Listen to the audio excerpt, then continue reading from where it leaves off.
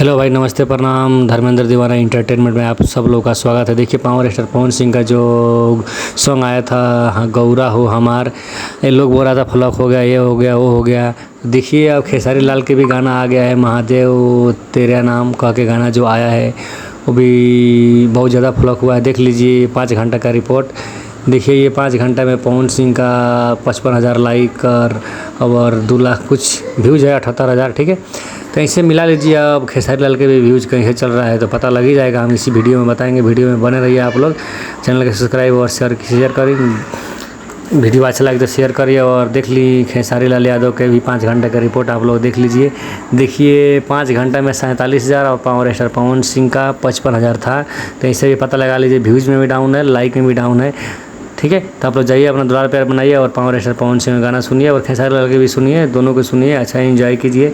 अपना छोटका भाई के चैनल को सब्सक्राइब और शेयर करिए। धर्मेंद्र दीवाना एंटरटेनमेंट में आप लोग का स्वागत है। ठीक है, चैनल को सब्सक्राइब और शेयर करिए। आप लोग शेयर नहीं करते हैं यार, शेयर करो।